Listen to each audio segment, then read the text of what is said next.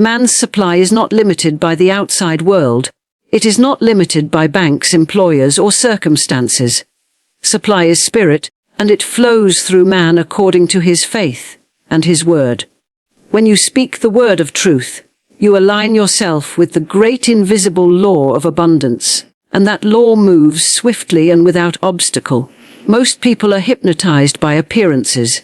They see lack, they see delay, they see limitation, and so they speak of lack, they worry over delay, and they magnetize limitation.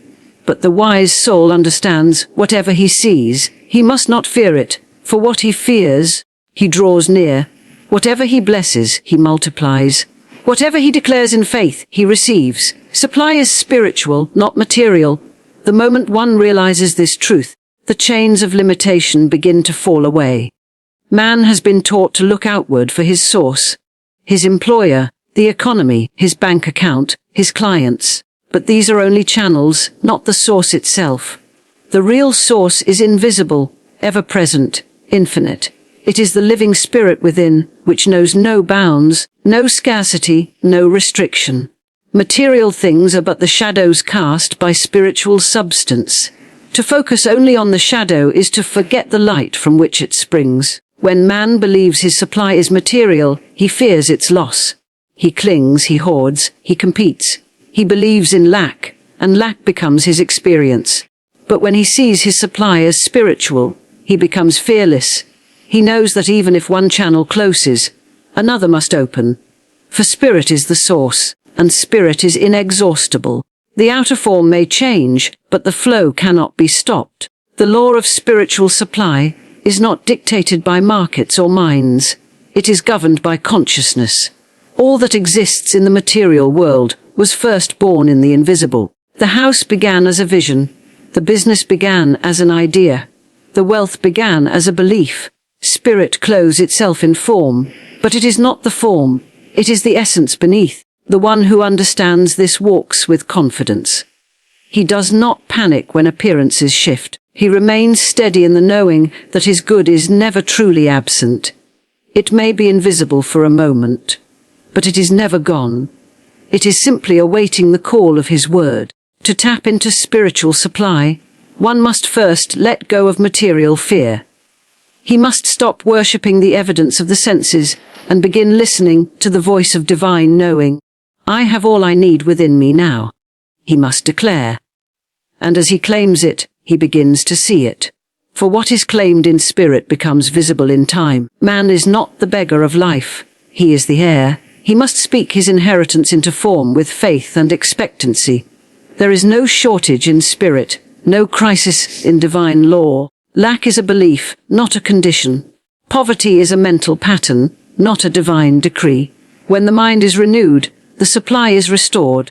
You do not build wealth from the ground up. You draw it from the invisible to the visible. The spiritual realm contains every possibility, and you release them by thought, by word, by belief. Speak lack, and lack appears. Speak abundance, and abundance flows. Many believe that supply comes through toil, and so they exhaust themselves in effort. But spirit does not require strain, it requires alignment. When man is in tune with the law of supply, things come easily, naturally, even miraculously. Doors open where there were walls. Ideas arise that draw success. People and resources appear without explanation. This is not chance, it is law. The law of spiritual supply moves through faith, not force. Every person carries a divine storehouse within, a treasury that cannot be depleted. But to access it, one must think from abundance, not toward it. The beggar mindset repels supply. The confident soul attracts it. And confidence does not come from bank balances. It comes from spiritual understanding. You are not rich because of what you hold in hand. You are rich because of what you hold in consciousness. When your inner life is full, your outer life will match it. When your thoughts are saturated with plenty, your world will begin to mirror that image. Spirit gives freely, but man must be willing to receive. He must clear the clutter of doubt, fear, and unworthiness. He must prepare his consciousness as a vessel. He must speak words of truth, not worry. He must act as though supply is sure, not scarce. And in that spiritual posture, he becomes a magnet to the good that is already his by divine right. Your word is your wand. Every time you speak, you cast a spell, for the word is not mere sound.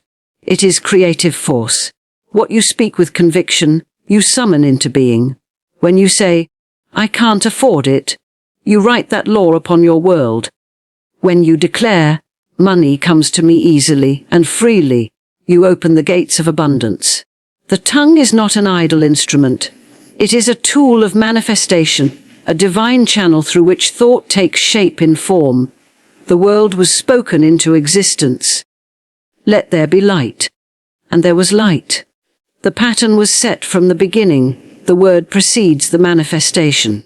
Nothing appears in the physical that was not first shaped by language, by thought made audible.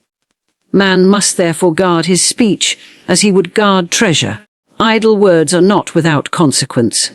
A careless phrase repeated often enough becomes a belief, and belief, backed by emotion, becomes experience. The one who understands the power of the word speaks only that which he desires to see. He does not rehearse lack, complain of delays, or describe obstacles. He speaks only truth, only the outcome he wishes to bring forth. He may not yet see it, but he knows that the word is a seed, and every seed bears fruit in its season. If he plants the seed of wealth, and waters it with gratitude, he must reap abundance. If he sows fear, doubt, and complaint, he must harvest delay and disorder. Many speak against themselves without knowing it. They say, I always struggle with money, and so they do. They say, things never work out for me, and so they don't. They are prophesying ruin with their own lips, creating a world of scarcity from the script of fear. The wise soul becomes silent to the old patterns and speaks only what is aligned with divine order. I am divinely guided. I prosper wherever I go. My words are charged with success, he affirms. There is no power in contradiction. A man cannot speak prosperity in the morning and rehearse poverty in the afternoon and expect to see abundance. The subconscious receives every word as law. It does not judge or argue. It only obeys.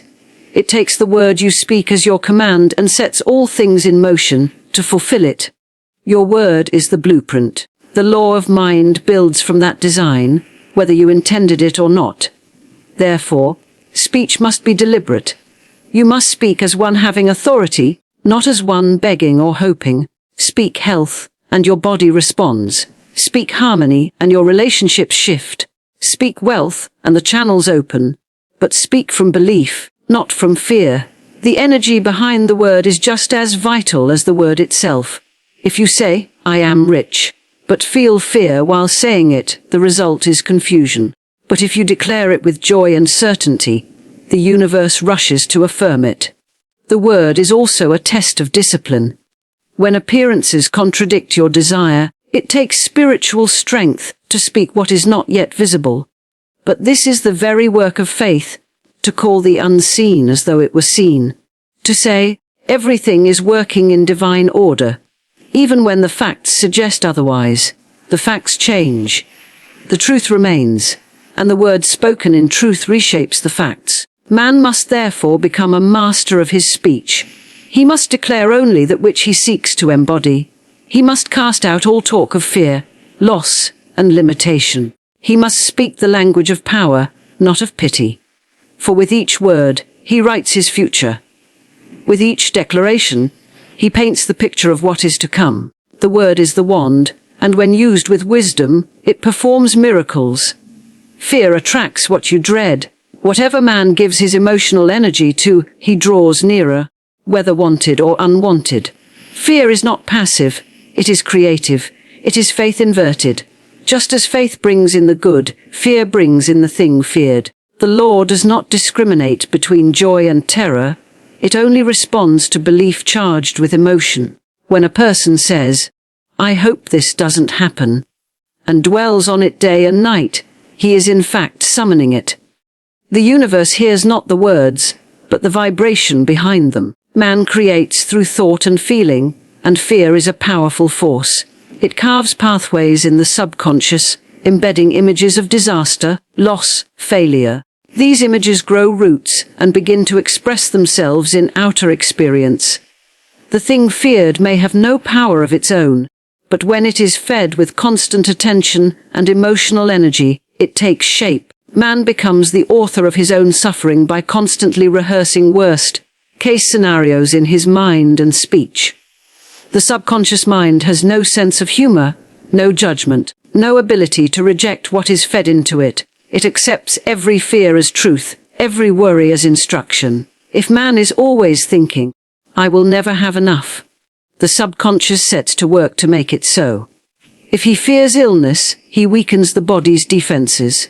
If he fears rejection, he radiates insecurity and attracts the very neglect he hopes to avoid. The law is precise and unyielding. It brings to pass not what man wants, but what he believes. To fear a thing is to give it life. It is to bow before a shadow and call it power. It is to forget that man is a spiritual being, backed by the law of divine order. There is nothing to fear when one stands in truth, for truth annihilates illusion. Fear cannot exist in the presence of faith. They cannot live in the same mind. One must dominate, and whichever is fed more often becomes the ruling force. The world encourages fear. It teaches man to be cautious, to expect the worst, to protect himself from what might go wrong. But spiritual law is not based on worry. It is based on principle. The one who walks in fear is out of alignment with divine law. He is creating from illusion rather than from truth. The truth is that man is safe, guided, and supplied at every moment, if only he will claim it and reject the hypnotism of appearances. Fear is contagious, but so is faith. The man who refuses to fear becomes a beacon of strength. He influences the environment without being influenced by it. He declares, "There is nothing to fear, for God is the only power." And as he says it, he begins to experience it. His mind becomes calm, his affairs straighten out. The thing he once dreaded loses its hold, because he has withdrawn the energy that sustained it. Worry is simply prayer in reverse. It is using the power of imagination to picture what one does not want. The wise soul reverses the process. He catches himself in the act of fearing and replaces it with an affirmation of truth. "I am divinely protected. I walk in peace. Only good can come to me." These words, spoken with belief, begin to dissolve the mental pattern of fear and replace it with the frequency of faith. The world outside begins to adjust accordingly. There is no need to fear the future, for the future is being shaped by the thoughts and words of today. If today is filled with panic and dread, the future will echo that. But if today is saturated with peace, gratitude, and certainty, the future must take on those same qualities. The universe is obedient. It gives according to the seed planted. Fear plants thorns, faith plants flowers. Each moment offers a choice to feed fear or to feed truth. Faith activates the law. Without faith, the spiritual law remains still, like a mighty river dammed by doubt. It is not the law that fails, but man's alignment with it. The law responds to belief, to certainty, to the deep inner knowing that what is spoken in truth must come to pass. Faith is the switch that turns on the invisible machinery. It is the divine spark that brings motion to the unseen forces. When man speaks with faith, the universe listens and obeys. Faith is not mere hope, nor wishful thinking. Hope wavers. Hope says, "Maybe it will happen." But faith declares, "It is already done." Faith does not beg, it knows. It walks forward before the bridge appears. It speaks the word while appearances still contradict it. And in that unwavering boldness, the law is activated, and the thing desired begins to take form. Faith is the inner substance of the thing not yet seen. It is the mold into which spirit pours its expression. When man doubts, he delays. When he believes, he receives. The timing of manifestation depends not on the external world, but on the inner posture of the soul. Faith creates the condition. Doubt clouds it. The law is impartial. It does not reward the good and punish the bad. It moves according to consciousness. To him who believes, all things are possible, not because of magic, but because he aligns himself with truth and speaks it as law. A single word spoken in absolute faith holds more power than hours of action taken in fear. The one who truly believes need not strive. His belief creates a magnetic field that draws the right people, resources, and opportunities. He need not manipulate the world. He governs it from within. Faith is the silent force that shapes reality. It is invisible, yet irresistible. The person who cultivates it walks in peace, knowing that the law is already working on his behalf. Faith does not mean denial of facts. It means knowing that facts are temporary and subject to change. It means standing firm in truth, even when the evidence says otherwise. It means saying, though I do not yet see it, I know it is already mine in the invisible, and by that stance, the invisible begins to materialize. The law responds to mental pictures, and faith colors those pictures with divine assurance. Every man lives by faith, though he may not know it. The one who fears is using faith in reverse. He believes in what he does not want, and so he draws it in. Faith is not just a tool. It is the foundation of all creation. What man holds firm in mind and backs with feeling becomes his experience. Therefore, the wise soul trains himself to believe only in the good. He rehearses success, peace, and prosperity until they become his dominant vibration. There is no substitute for faith. All spiritual law waits upon it. Without it, prayers fall flat, affirmations remain words, and desires drift. But with it, even the smallest seed of intention can grow into a mighty result. Faith is the bridge between the formless and the formed. It is the soul's agreement with the divine pattern. When man has faith, he is no longer subject to appearances. He becomes a creator in his own world. Faith must be practiced. It must be fed daily, protected from the noise of the outer world. The world may offer evidence of lack, delay, or difficulty, but the faithful soul does not waver. He turns within and listens to the higher law. He affirms what is true, not what is visible. And as he does so, he moves from the realm of possibility into the realm of certainty. The law is already perfect, but faith makes it visible. Blessing multiplies, doubt delays. Every word carries a vibration, and every vibration produces form. When man blesses, he raises the vibration of that which he speaks about. He gives it spiritual recognition, and by doing so, he aligns with divine law. To bless is to increase, to call forth the good, to affirm the presence of divine substance within all things. What man blesses, he draws nearer. What he blesses, he energizes, and what he blesses, he prepares to receive more of. Doubt, on the other hand, is a spiritual block. It halts the movement of good. It casts shadows on the light that is trying to come through. Doubt is not passive. It is a force that reverses direction. While blessing pushes the current forward, doubt pulls it back. Doubt says, I want it, but I don't believe it's possible. That split in belief confuses the law, and manifestation is suspended. The law works perfectly, but it waits on the clarity of man's consciousness. When a man blesses his money, he is not merely being polite. He is multiplying it. He is calling forth more of its kind.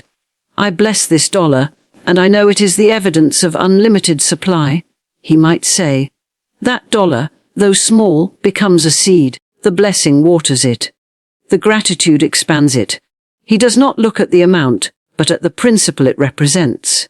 To curse it by saying, it's not enough, is to shut down the flow. To doubt its increase is to disconnect from its source.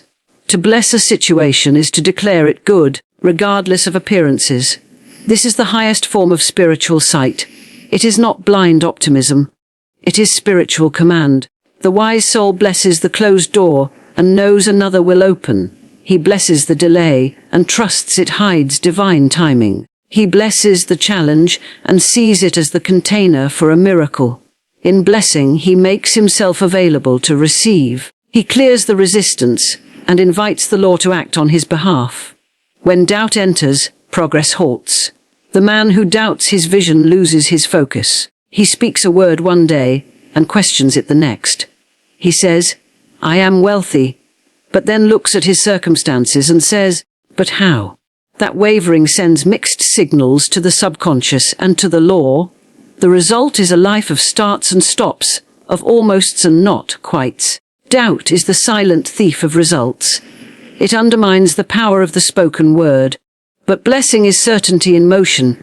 It affirms that what is unseen is already on its way. It releases the need to control or question.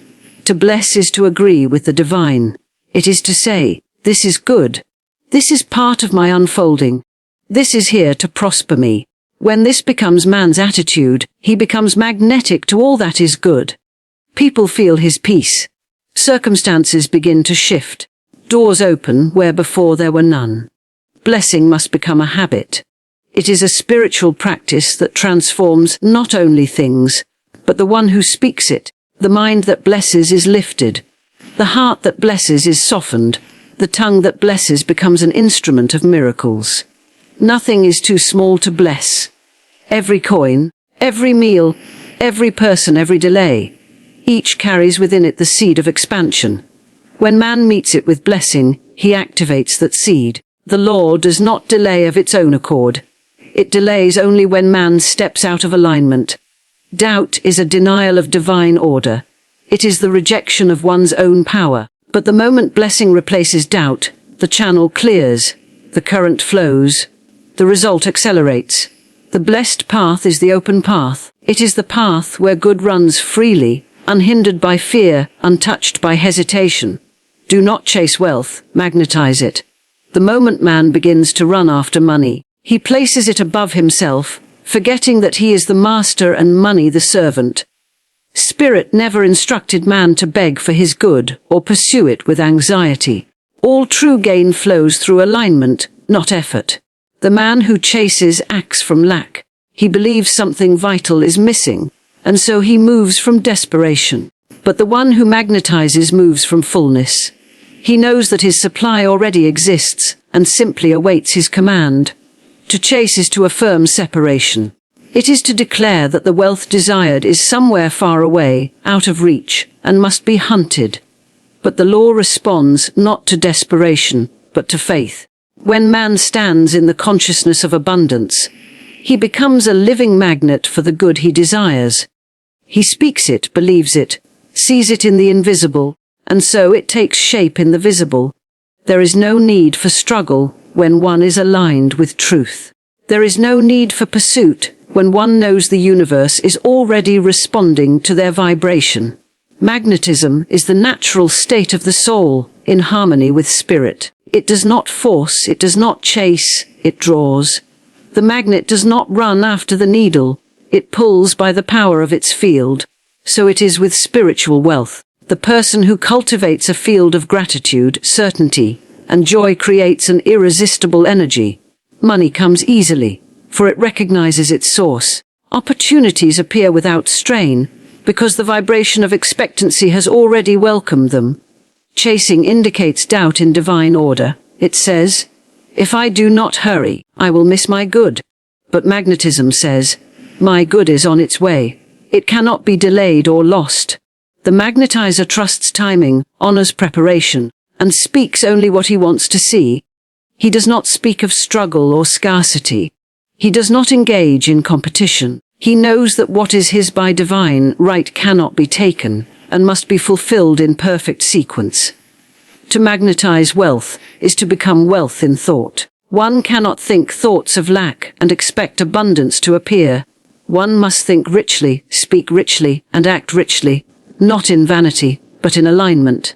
This does not mean spending foolishly or pretending.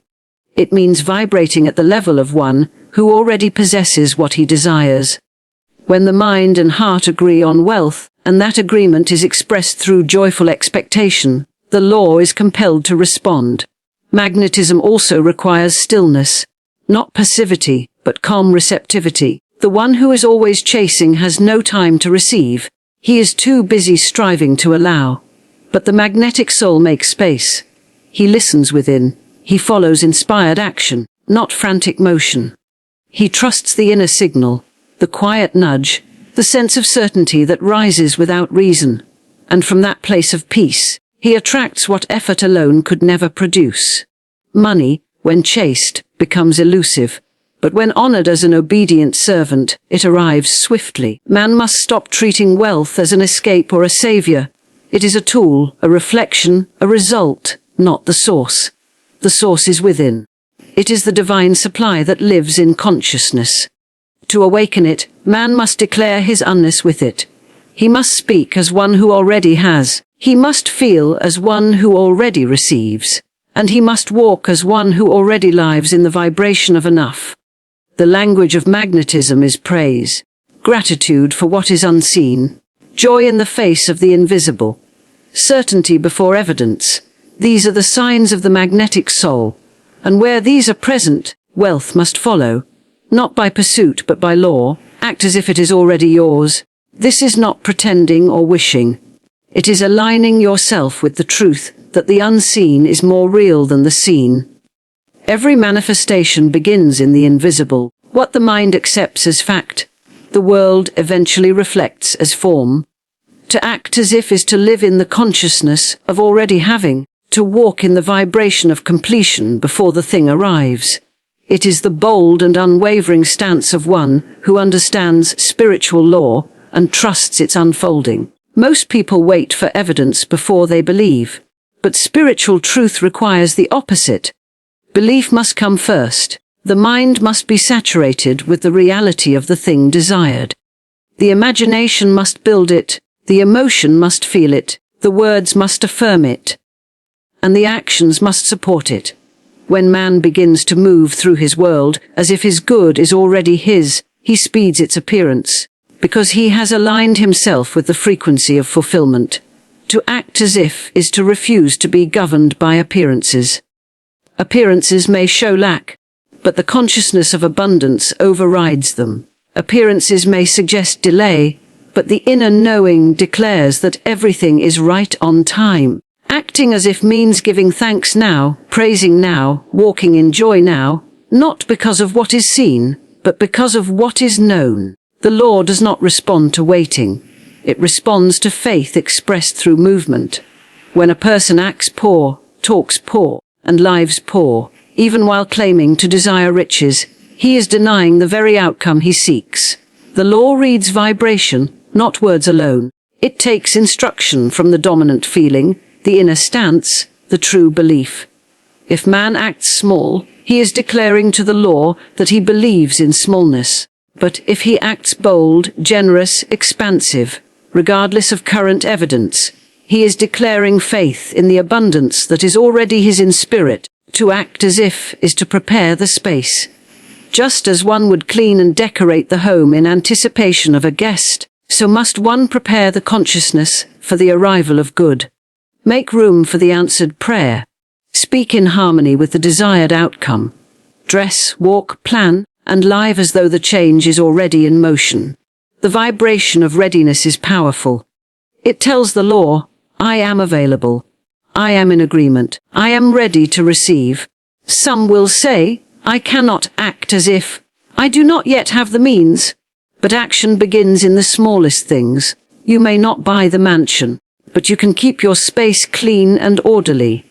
You may not have the riches yet, but you can speak with dignity and move with confidence. You can bless your current condition, knowing it is temporary and transforming.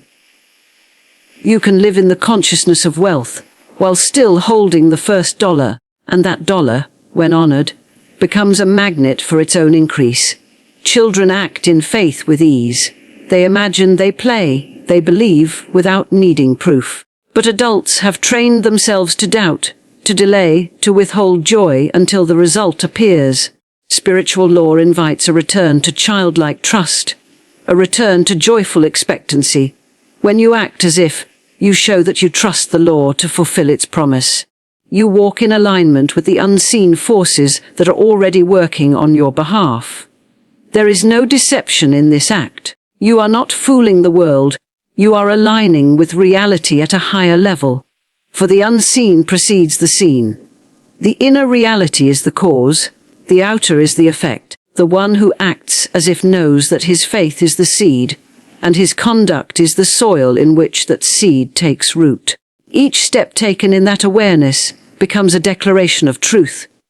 Each word spoken in alignment becomes a command to the universe. Each decision made from that place of certainty becomes a magnet to the desired outcome.